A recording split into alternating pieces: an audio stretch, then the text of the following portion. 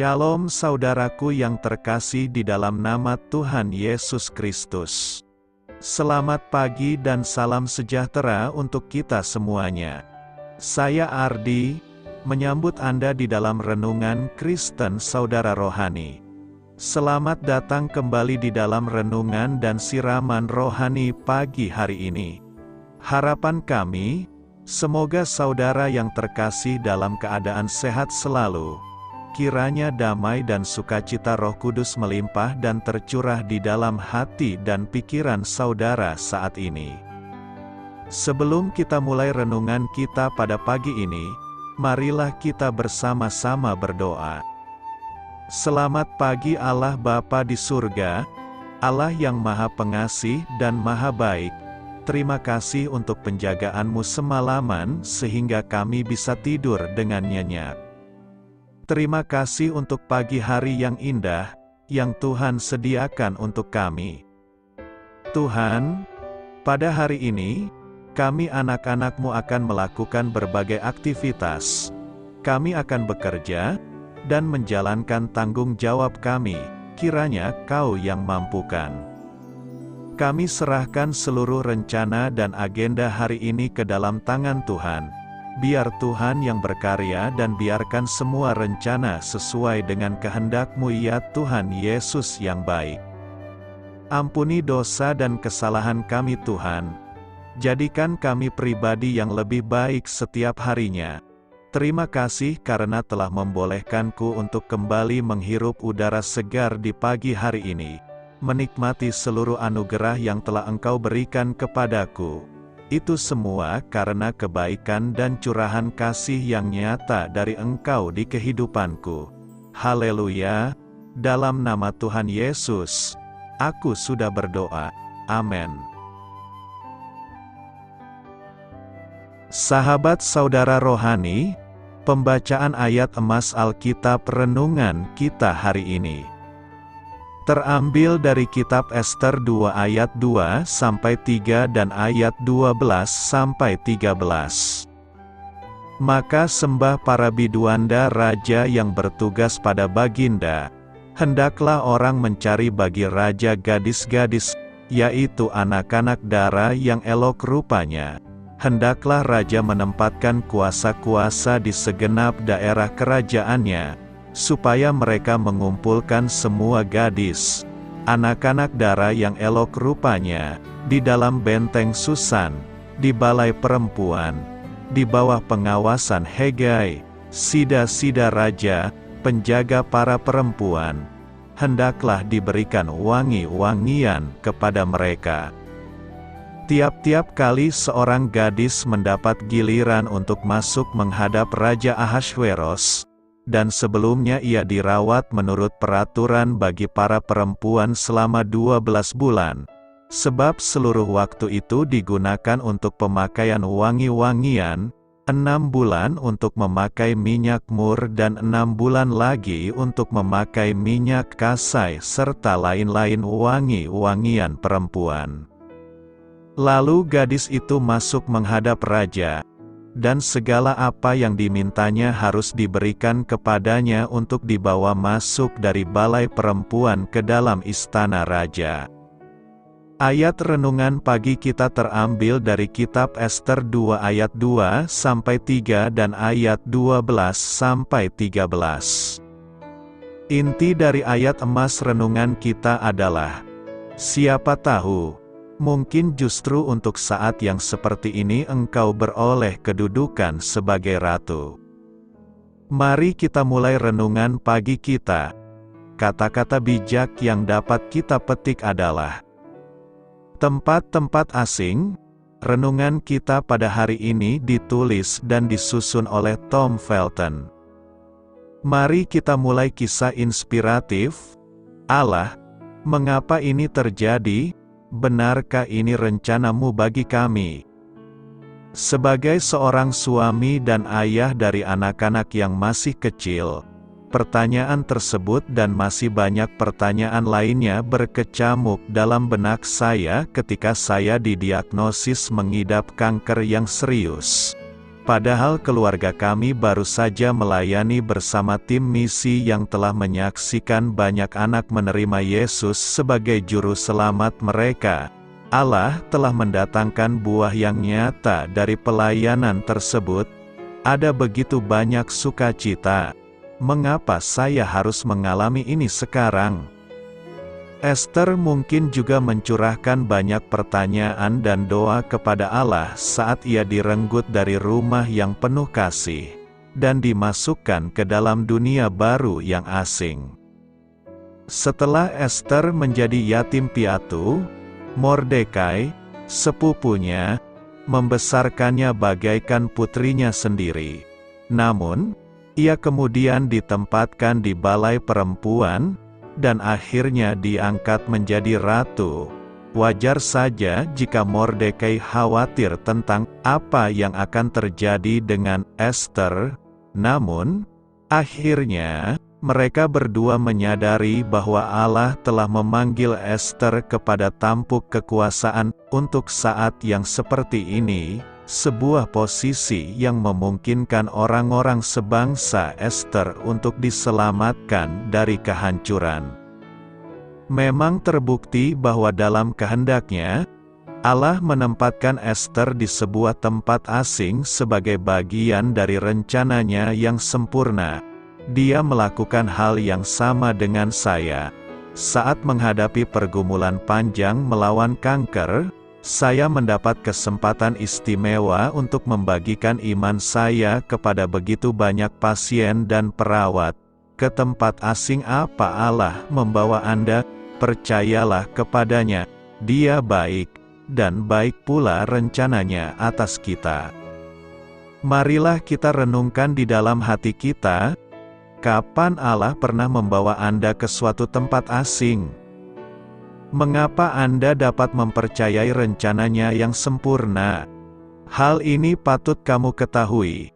Amsal 21 ayat 1 menyatakan, hati raja seperti batang air di dalam tangan Tuhan, dialirkannya kemana ia ingini. Kitab Ester memberikan contoh nyata dari tindakan Allah tersebut. Haman yang jahat mencoba untuk memusnahkan bangsa pilihan Allah. Namun, Allah mengalirkan hati raja untuk menunjukkan kebaikannya kepada Ester dan kaum Yahudi sebangsanya. Namun, kitab Ester tidak pernah menyebutkan nama Allah. Lalu, mengapa kitab ini tetap ada dalam Alkitab? Karena di dalamnya digambarkan karakter dan kedaulatan Allah, yang tetap mengasihi umatnya meskipun mereka mungkin jauh darinya. Hidup dalam ketaatan. Hari ini kita akan membahas tema hidup dalam ketaatan. Ester dalam ayat ini rela mengorbankan nyawanya untuk menghadap raja. Karena menurut hukum Persia dan Midian bahwa siapa yang tidak diundang raja datang menghadap raja akan dihukum mati. Ester bersiap menghadap raja pada hari ketiga karena Ester sebelumnya sudah meminta Mordekai dan seluruh bangsanya untuk berpuasa bagi Ester. Apakah bentuk hidup dalam kesetiaan yang dilakukan oleh Ester dalam perikop ini? Pertama, ia sabar. Terkadang maksud yang baik menjadi tidak baik karena dilaksanakan dengan terburu-buru. Hal itulah yang tidak dilakukan oleh Ester dalam bacaan kita hari ini. Jawab Ester, "Jikalau baik pada pemandangan raja, datanglah kiranya raja dengan Haman pada hari ini ke perjamuan yang diadakan oleh hamba bagi raja, walaupun Raja Ahasveros telah menjamin bahwa apa saja yang diminta oleh Ester akan dikabulkan. Tetapi dia tidak terburu-buru untuk meminta agar menyelamatkan bangsanya yang sedang terancam dipunahkan. Kedua, ia menunggu waktunya Tuhan. Sekalipun sudah terbuka peluang untuk menyampaikan masalahnya kepada Raja Ahasveros, tetapi Ester tetap menunggu saat yang paling tepat untuk menyampaikan maksudnya. Itulah sebabnya dia meminta agar Raja dan Haman datang lagi di undangan makan yang dibuat oleh Ester. Kita harus memahami waktunya Tuhan sehingga kita dapat bersabar dan senantiasa bergerak bersama dengan Tuhan. Kalau hal itu yang terjadi, maka keberhasilan akan kita dapatkan melebihi apa yang bisa kita lakukan dengan kemampuan kita sendiri karena Allah turut bekerja di dalamnya. Apapun yang kita lakukan di hidup ini hanya dengan satu tujuan, yaitu hanya ingin hidup berkenan di hati Raja dan menghampiri tahta kemuliaan Allah. Hal ini bisa kita raih jika kita memiliki kesabaran dan menanti waktunya Tuhan untuk diri kita melakukan yang berkenan kepadanya. Berani menghampiri tahta kasih karunia Tuhan. Ibrani 4 ayat 16 berkata, "Sebab itu marilah kita dengan penuh keberanian menghampiri tahta kasih karunia, supaya kita menerima rahmat dan menemukan kasih karunia untuk mendapat pertolongan kita pada waktunya." Keberanian adalah kunci kesuksesan. Keberanian sangat kita butuhkan untuk menghampiri tahta kasih karunia Allah.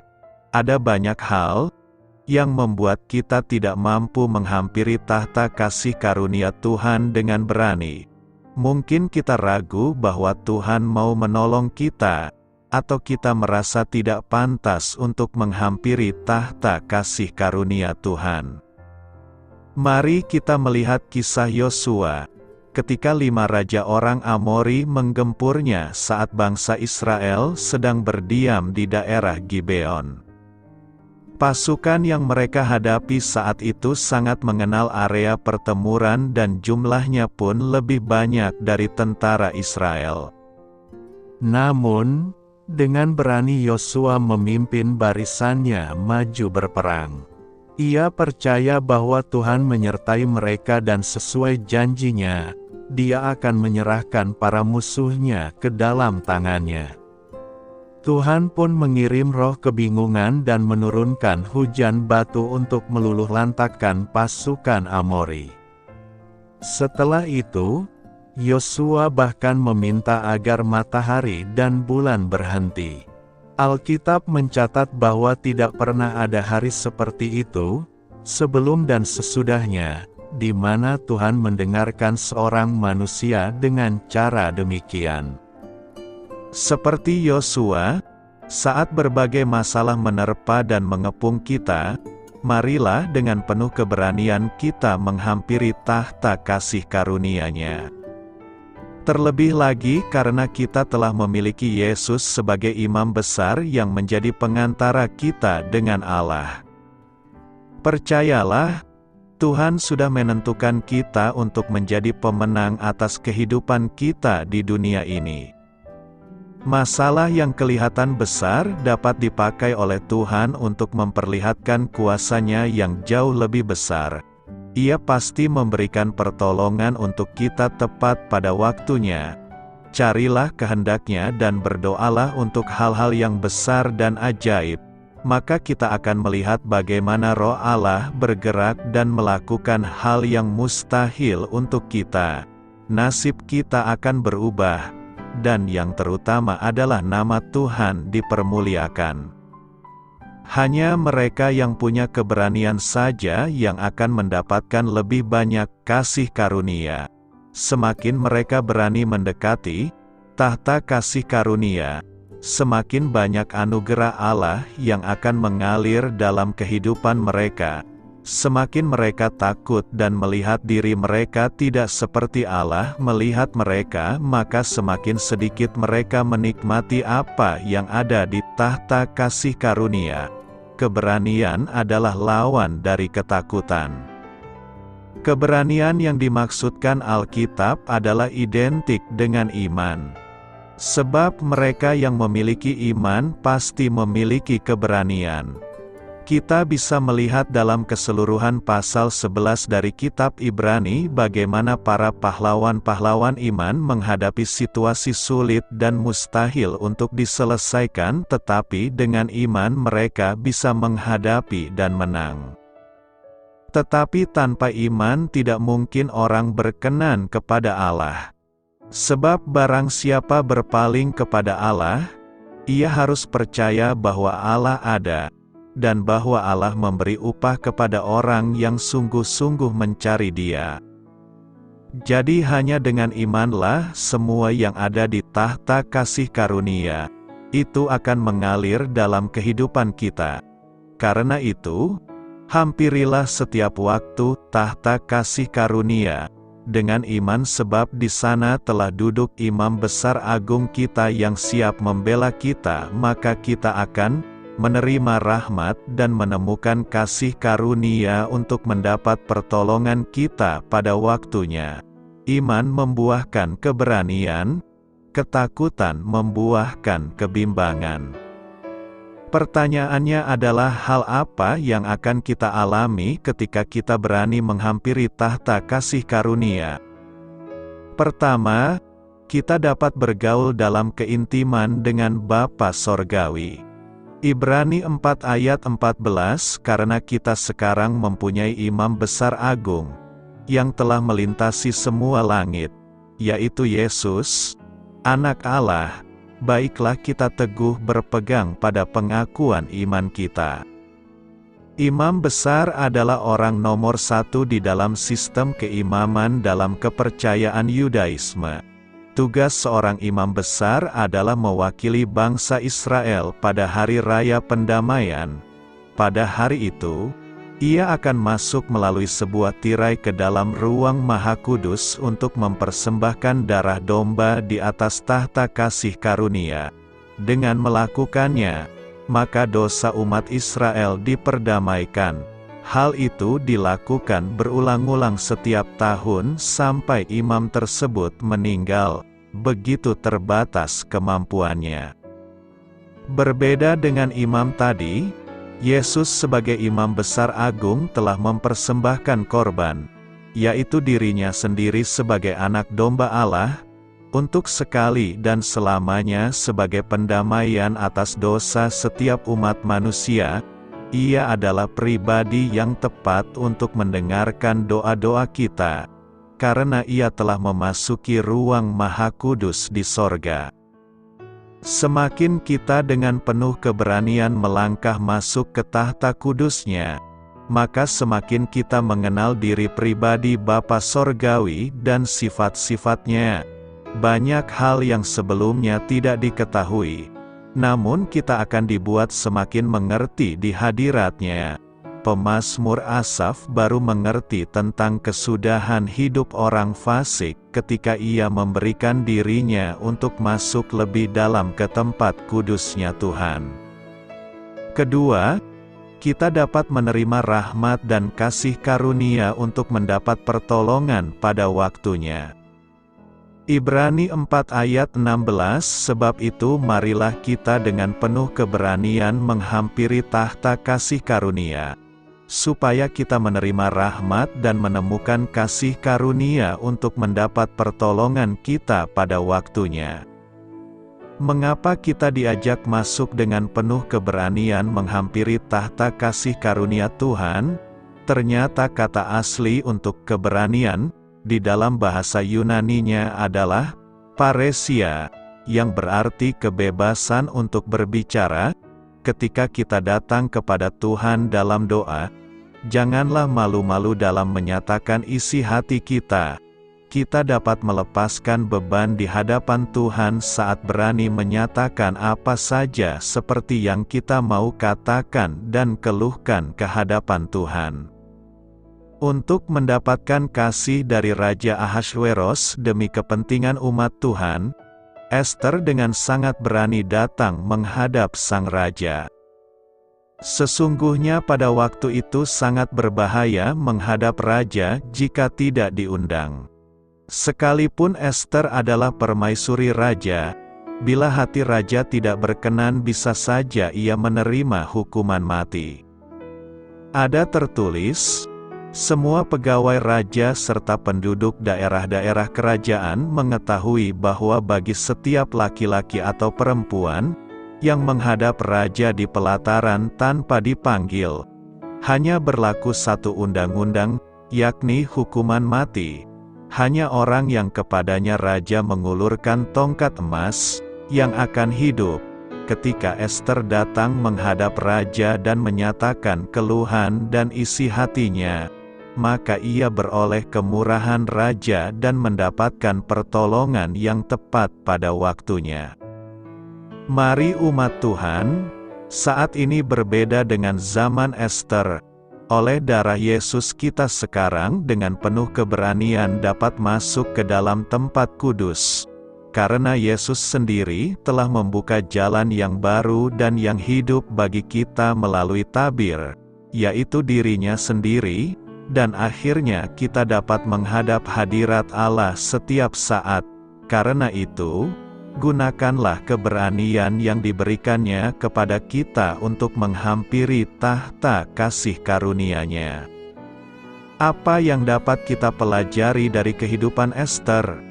Mari kita jawab. Ester adalah gadis Yahudi yang menjadi ratu Persia dan menyelamatkan bangsanya dari pembasmian. Kisahnya direkam dalam kitab Perjanjian Lama yang berjudulkan namanya. Peristiwa keselamatan Yahudi ini dirayakan pada hari raya Yahudi bernama Purim. Kisah Ester dimulai pada pesta perjamuan seorang raja. Raja Ahasveros adalah putra dari Raja Persia ternama, Darius I, yang disebut dalam Esra 4 ayat 24 lalu Esra 5 ayat 5-7 lalu Esra 6 ayat 1-15 lalu Daniel 6 ayat 1 dan 25. Tahun berlangsungnya kisah antara Ester dan Raja Ahasveros adalah sekitar 483 sebelum Masehi. Kerajaan Raja Ahasveros sangat luas. Kerajaan itu terbesar di dunia sampai pada saat itu. Persia meliputi wilayah Turki, Irak, Iran, Pakistan, Yordan, Lebanon, dan Israel, dan juga mengelilingi wilayah modern Mesir, Sudan, Libya, dan Arab Saudi. Sama halnya dengan raja-raja berhala non-Yahudi pada masa itu, Raja Ahasveros suka memamerkan kekayaan dan kekuasaannya di ruang publik, yang kadang terdiri dari pesta perjamuan yang berlangsung selama 180 hari. Di tengah pesta yang dibahas dalam Ester 1 ayat 10-11, sang raja meminta istrinya, Ratu Wasti, hadir di hadapan para pejabat dan menunjukkan kecantikannya dengan mengenakan mahkotanya. Ada yang berspekulasi bahwa Raja Ahasveros meminta supaya Wasti hadir dengan hanya mengenakan mahkotanya. Ratu Wasti menolak permintaan sang raja, dan kemarahan sang raja tak terhindarkan. Raja Ahasveros menanyakan hal itu kepada para penasihatnya, yang kemudian menyatakan bahwa Wasti telah berbuat salah pada segenap bangsa itu. Mereka menduga bahwa para istri Persia akan mendengar kabar tentang ketidaktaatan Wasti dan memulai mencontoh ketidaktaatan terhadap suami mereka. Para penasihat menyarankan supaya sang raja melayangkan dekrit resmi kerajaan yang menyatakan bahwa Wasti tidak boleh lagi menghadap sang raja. Sang raja setuju dan menerbitkannya dalam berbagai bahasa daerah kerajaan itu. Tanpa Wasti, posisi ratu sedang kosong. Para penasihat Ahasveros menyarankan supaya dikumpulkan gadis-gadis yang cantik dari seantero kerajaan demi mencari kandidat yang dapat mengisi kursi ratu. Josephus, seorang sejarawan Yahudi, merekam bahwa Raja Ahasveros mengisi haremnya dengan 400 gadis pilihan yang cocok menjadi calon ratu. Para gadis itu harus menjalani perawatan selama setahun sebelum menemui sang raja. Ester, seorang gadis Yahudi yang nama Ibraninya adalah Hadassah, dipilih sebagai salah satunya. Sebelum para gadis atau perawan itu dibawa menghadap sang raja, mereka harus tinggal di harem yang dijaga oleh Hegai. Setelah bertemu dengan sang raja, karena mereka sudah tidak lagi perawan, mereka dibawa ke area di mana para selir, atau gundik, dijaga oleh seorang sida-sida bernama Saasgas. Sebelumnya, Ester tinggal di benteng Susa, di mana juga sang raja tinggal. Ia adalah keponakan dari seorang suku Benyamin bernama Mordekai, yang mengasuhnya setelah mengadopsinya ketika kedua orang tuanya meninggal. Mordekai memegang jabatan di dalam pemerintahan Persia. Ketika Ester dipilih sebagai salah satu calon ratu, Mordekai meminta supaya Ester tidak membocorkan latar belakang Yahudinya. Ia juga mengunjungi harem sang raja untuk melihat keadaan Ester tiap harinya. Ketika tiba giliran Ester menghadap sang raja, ia tidak menghendaki sesuatu apapun selain daripada yang dianjurkan oleh Hegai, sida-sida raja, penjaga para perempuan. Maka Ester dapat menimbulkan kasih sayang pada semua orang yang melihat dia. Ia juga memperoleh perkenanan sang raja. Ia dikasihi oleh baginda lebih daripada semua perempuan lain, dan ia dilantik menjadi ratu. Rupanya, selain elok perawakannya dan cantik parasnya, Ester juga menaati saran para penasihat dan adalah orang yang menawan. Dengan berjalannya kisah ini, cukup jelas bahwa Allah sedang campur tangan di dalam proses itu.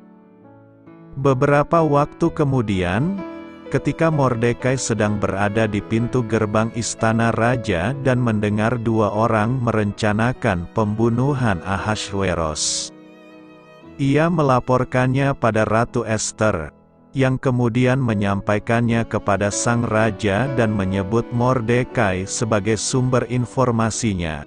Rencana itu digagalkan, namun peristiwa itu cepat dilupakan. Melalui peristiwa ini kita melihat hubungan dengan Mordekai yang tak terputus, serta integritas Ester.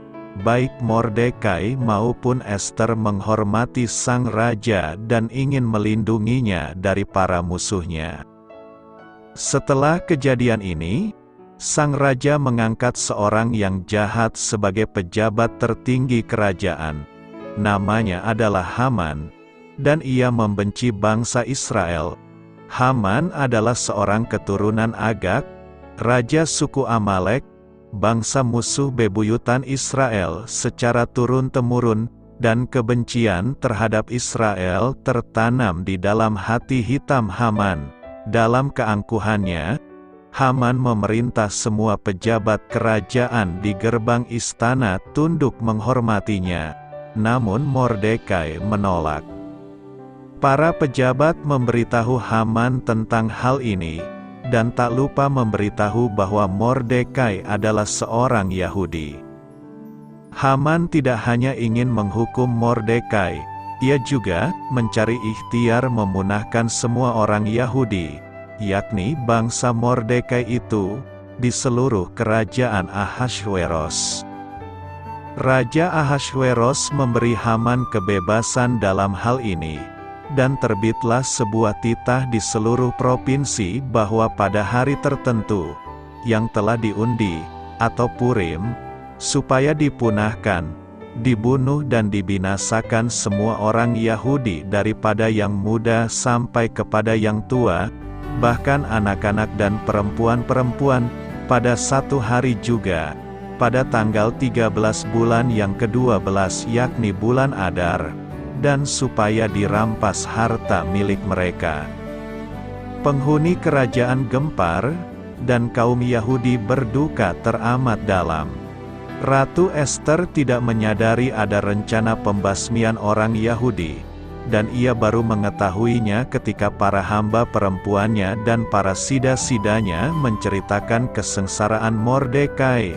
Ester mengirim seorang utusan ke Mordekai untuk mencari tahu apa yang menyengsarakannya. Mordekai mengirim salinan titah raja pada keponakannya dan memintanya untuk pergi menghadap raja untuk memohon karunia-Nya dan untuk membela bangsanya di hadapan baginda. Pada waktu itu ada sebuah hukum yang melarang orang menghadap sang raja tanpa diundang terlebih dahulu, dan selama 30 hari terakhir, Ester tidak mendapat undangan. Melalui utusannya, Ester melaporkan kesulitannya membantu Mordekai. Mordekai menjawab, "Jangan kira, karena engkau di dalam istana raja, hanya engkau yang akan terluput dari antara semua orang Yahudi. Sebab sekalipun engkau pada saat ini berdiam diri saja, bagi orang Yahudi akan timbul juga pertolongan dan kelepasan dari pihak lain, dan engkau dengan kaum keluargamu akan binasa. Siapa tahu, mungkin justru untuk saat yang seperti ini engkau beroleh kedudukan sebagai ratu." Sebagai sebuah tindakan yang penuh iman, Ester setuju. Ia meminta supaya kaum Yahudi ikut berpuasa dengannya selama 3 hari. "Kemudian aku akan masuk menghadap raja. Sungguh pun berlawanan dengan undang-undang," katanya, "kalau terpaksa aku mati, biarlah aku mati." Ketika Ester mendatangi sang raja, ia mempertaruhkan nyawanya. Namun Ahasweros, berkenanlah raja kepadanya, sehingga raja mengulurkan tongkat emas yang di tangannya ke arah Ester, lalu mendekatlah Ester dan menyentuh ujung tongkat itu, sebuah tanda bahwa sang raja menerima kehadirannya. Ia mengundang Ahasweros dan Haman menghadiri perjamuan pada hari itu.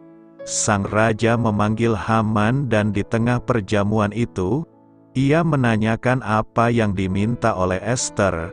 Sampai setengah kerajaan sekalipun akan dipenuhi, Ester kemudian mengundang kedua pria itu menghadiri perjamuan pada keesokan harinya di mana ia akan menyatakan keinginannya. Kedua pria itu setuju. Ahasweros sulit tidur malam itu dan memerintah supaya rekam jejaknya selama berkuasa dibacakan padanya. Ia terhentak ketika mendengar bahwa Mordekai membongkar rencana pembunuhan terhadapnya dan menyelamatkan nyawanya. Pada waktu yang sama, Haman pulang ke rumah, mengumpulkan istri dan kawannya, dan menceritakan betapa ia dihormati. Akan tetapi, ia telah menjumpai Mordekai dalam perjalanan pulangnya, yang membuat dia geram. Istri dan kawannya menyarankan Haman membangun sebuah tiang gantungan untuk menggantung Mordekai. Haman setuju dan membangun tiang gantungan itu. Ketika Raja Ahasweros sedang memikirkan faktanya bahwa ia lupa menghargai jasa Mordekai, Haman datang menjumpai sang raja dengan tujuan meminta supaya Mordekai digantung. Sang raja meminta nasihat Haman tentang cara menghormati seseorang yang hendak kuberi penghormatan besar. Haman mengira dalam hatinya bahwa Raja Ahasweros sedang membahas dirinya, dan ia menyarankan supaya orang tersebut diarak di atas kuda sang raja melalui lapangan kota, mengenakan baju yang telah dipakai sang raja sendiri, sambil berkata, "Beginilah raja memberikan penghargaan kepada orang yang dihormatinya." Ahasweros memerintah supaya Haman melakukan hal ini untuk Mordekai. Haman menaati sang raja dan menghormati sosok yang paling ia benci. Kemudian ia menceritakan hal itu kepada istri dan kawan-kawan. Rupanya mereka tidak menyadari bobot dari ucapan mereka. Kemudian istrinya dan teman-temannya yang bijaksana itu berkata kepadanya, "Engkau mulai kalah kuat dengan Mordekai.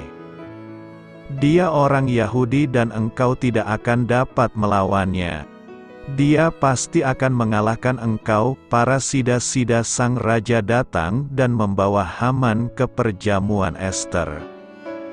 Di sana, Ester memberitahu sang raja bahwa saudara sebangsanya akan dibasmi. Penuh kerendahan hati dan keseganan, Ester berkata bahwa mengenai perbudakan mereka, ia tidak akan mengungkitnya. Sang raja terkejut mengapa ada yang hendak membinasakan saudara sebangsa sang ratu. Ester mengungkap bahwa sosok di balik rencana itu, Haman. Orang jahat ini, Ahasveros, meninggalkan perjamuan itu dengan hati yang panas.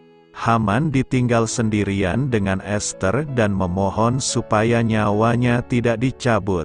Ketika sang raja kembali ke ruang perjamuan dan melihat adegan ini, ia mengira bahwa Haman sedang melecehkan Ester dan memerintah Haman digantung pada tiang gantung yang telah ia bangun untuk Mordekai. Setelah Haman meninggal, Ahasveros mengaruniakan seluruh harta milik Haman kepada Ester serta memberi cincin meterai Haman kepada Mordekai, yang artinya Mordekai memiliki otoritas yang setara dengan otoritas Haman sebelumnya. Namun, titah yang telah diterbitkan oleh Haman tidak dapat ditarik kembali. Ester sekali lagi memohon supaya sang raja memberi solusi. Ahasveros memerintah supaya titah baru ditulis untuk menangkal titah pertama. Titah itu memberi orang Yahudi hak membela diri terhadap orang-orang yang hendak menyerang mereka. Semua provinsi itu bersukacita. Bahkan ada yang memeluk agama Yahudi karena ketakutan. Ada pihak yang menyerang orang Yahudi pada hari yang ditetapkan, namun dikalahkan oleh orang-orang Yahudi. Keberanian dan iman Ester pada Allah membuktikan kepercayaan yang ia miliki pada Allah yang hidup. Kehidupan Ester adalah pelajaran dalam kedaulatan Allah atas segala ciptaannya. Allah mengatur setiap aspek kehidupan sehingga memposisikan tokoh, pemerintah, dan situasi selaras dengan rancangan dan kehendaknya. Mungkin kita tidak menyadari apa yang sedang Allah karyakan pada masa tertentu. Namun akan ada kalanya ketika kita menyadari mengapa kita mengalami sesuatu atau bertemu dengan seseorang atau hidup di daerah tertentu atau berbelanja di toko tertentu atau mengunjungi sebuah tempat. Mungkin kita dapat menikmati kalanya ketika segala sesuatu berlangsung dengan pas. Dan pada waktu itu kita dapat memikirkan masa lalu kita dan menyadari bahwa kita sedang berada di tempat yang tepat, pada waktu yang tepat, sama seperti Ester. Ia berada di balai perempuan, justru untuk saat yang seperti. Ia menjadi ratu, justru untuk saat yang seperti. Ia diteguhkan dan dipersiapkan membela saudara sebangsanya, justru untuk saat yang seperti. Ia taat. Ester mempercayai Allah dan melayani dengan rendah hati. Apapun pengorbanannya, Ester adalah peringatan akan janji Allah. Sebagaimana tertulis dalam Roma 8 ayat 28 berkata, "Kita tahu sekarang bahwa Allah turut bekerja dalam segala sesuatu untuk mendatangkan kebaikan bagi mereka yang mengasihi Dia, yaitu bagi mereka yang terpanggil sesuai dengan rencana Allah." Keselamatan dari Tuhan, Dialah yang memberikan keselamatan bagi setiap ciptaannya, baik bagi manusia, hewan dan tumbuhan. Memang dunia banyak menawarkan keselamatan, tetapi itu sementara saja. Keselamatan yang kekal hanya datang dari Tuhan saja. Keselamatan yang diberikan Tuhan itu harus kita jaga dengan sebaik-baiknya. Keselamatan itu jangan kita sia-siakan. Sungguh sangat disayangkan apabila keselamatan yang begitu besar yang Tuhan telah berikan kepada kita lewat anugerah kasih-Nya yang luar biasa itu menjadi sesuatu yang sia-sia karena seseorang mulai tidak menaruh perhatian lagi atau tidak teliti atau serius memerhatikan perkataan firman Tuhan. Padahal kita mengetahui dengan baik bahwa keselamatan yang kita miliki saat ini adalah sesuatu yang dahsyat. Ada beberapa hal penting yang harus kita pahami tentang keselamatan dari Tuhan itu, yakni: pertama, keselamatan adalah hal yang paling diperlukan oleh semua manusia dibandingkan apapun juga.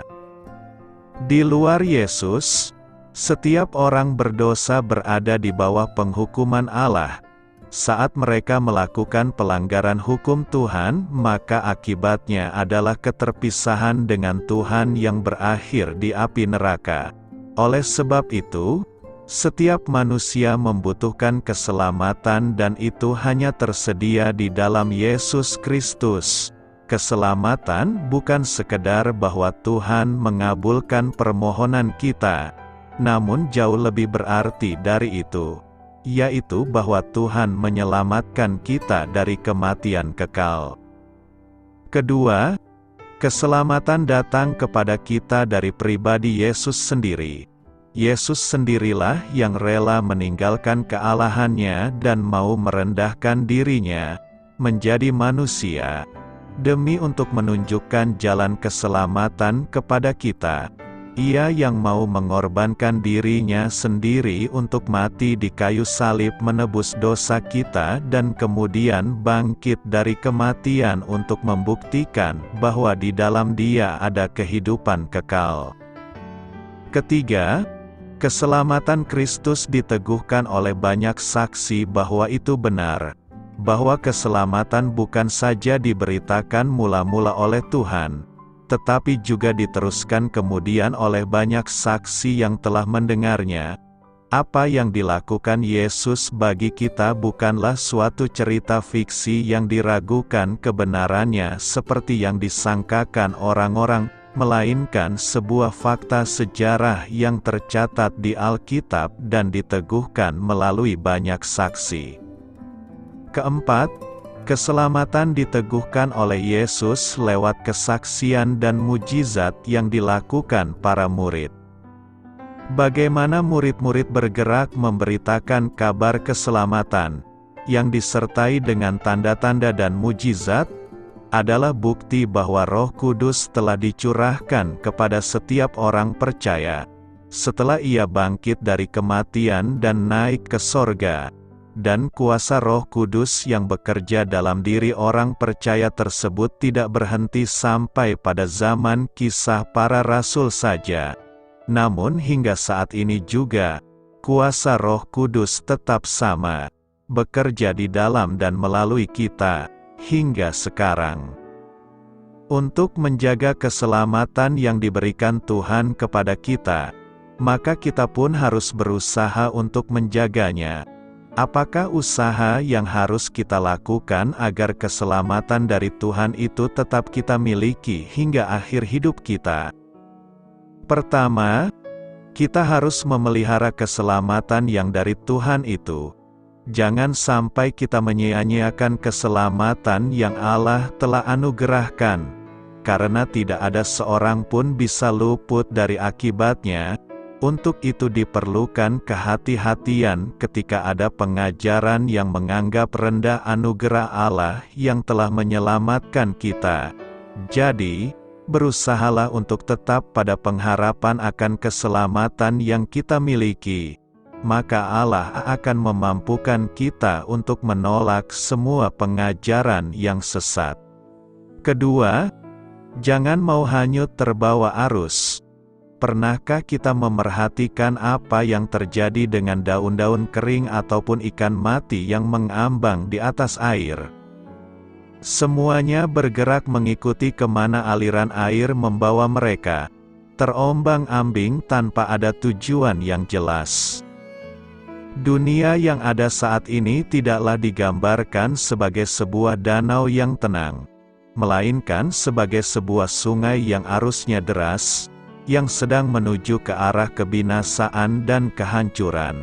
Firman Tuhan dalam surat Ibrani mengatakan bahwa jika seseorang tidak menaruh perhatian pada apa yang dikatakan firman Tuhan, tidak ada orang yang dapat tetap tegak berdiri, melainkan akan hanyut terbawa oleh arus yang deras.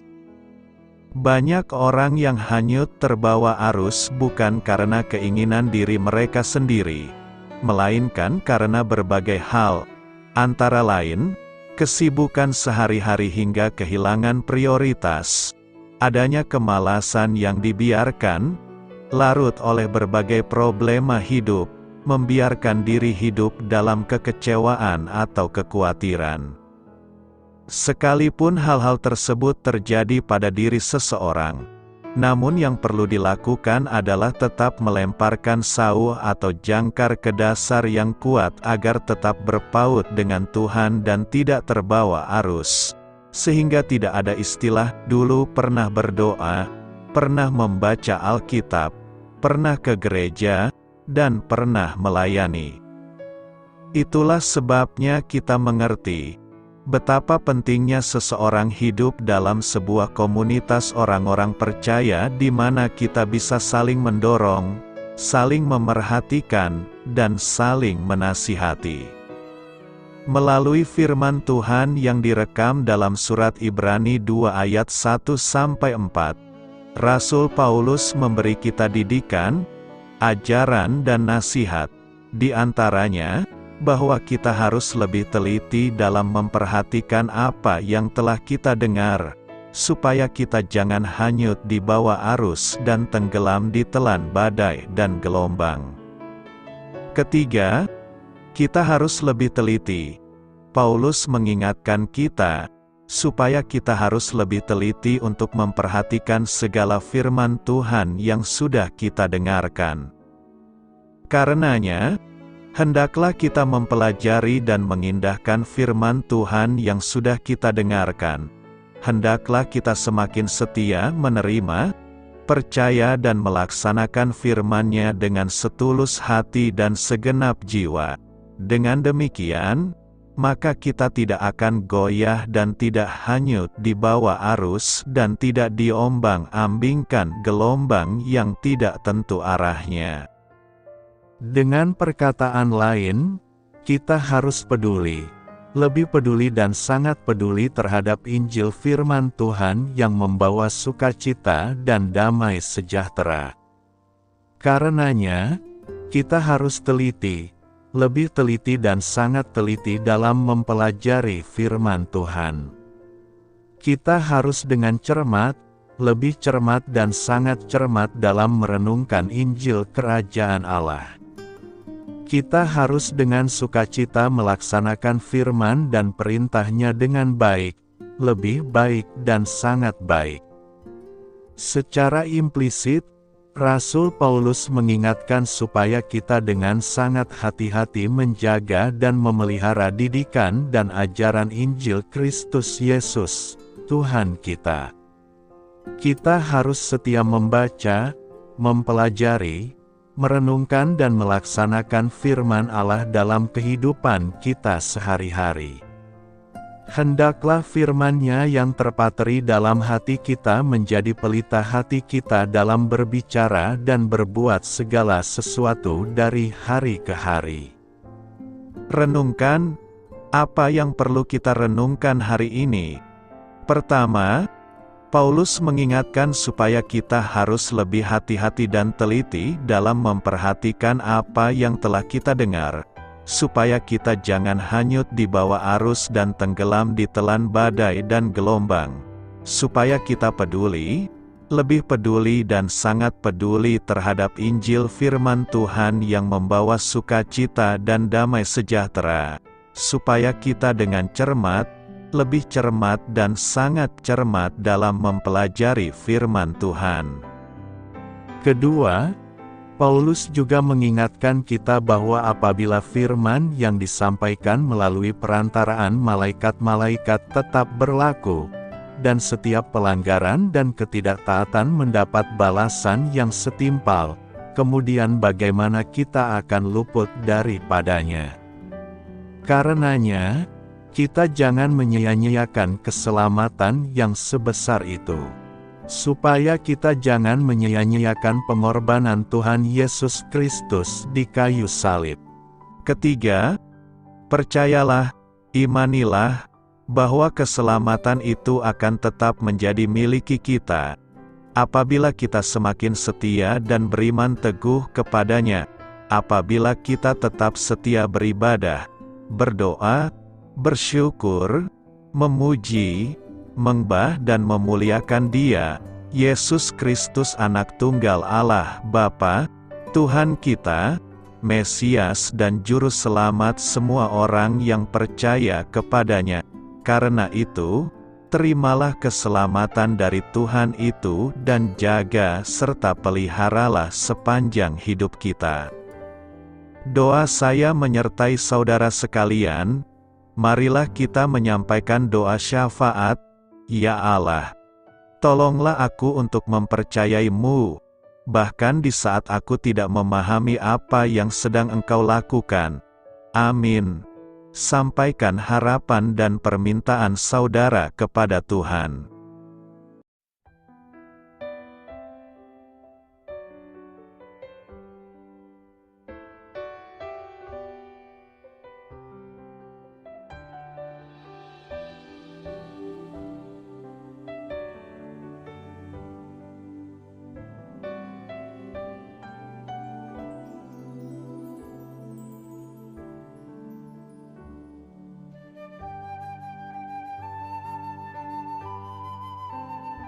Marilah kita renungkan sahabat saudara rohani.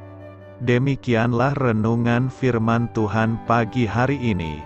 Semoga menjadi berkat dalam hidup kita. Dan sebelum kita memulai segala aktivitas kita pagi hari ini, marilah kita berdoa. Selamat pagi Bapa, malam hari telah berganti pagi. Kehidupan baru telah Engkau berikan kembali bagi kami. Bapa Surgawi, tolonglah aku menyadari kebutuhan orang lain, supaya aku dapat membagikan apa yang telah Engkau berikan kepadaku. Pada saat aku membutuhkan, berilah aku keyakinan bahwa Engkau akan mencukupkanku, melalui orang-orang yang mengasihi-Mu, bukan karena kami pantas atau layak, namun karena kasih karunia-Mu kami boleh ada, sebagaimana kami ada di pagi hari ini. Terima kasih Tuhan, atas kesempatan baru yang telah Tuhan berikan kepada kami, untuk bisa memperbaiki diri agar kami bisa lebih layak di hadapan-Mu. Hari ini kami serahkan semua perkara dan kesulitan yang akan kami lalui ke dalam tangan-Mu. Biarkanlah kami bisa memuliakan-Mu dalam segala aktivitas yang akan kami lakukan. Amin. Biarlah firman Tuhan menjadi pengingat untuk kita semua, bahwa tuntunan dari Roh Kudus akan selalu memberi jalan keluar bagi setiap permasalahan hidup kita, dan memberi kedamaian di hati kita. Sampai jumpa di renungan pagi saudara rohani berikutnya. Kiranya Tuhan selalu memberkati saudara semua hari ini. Amin. Shalom.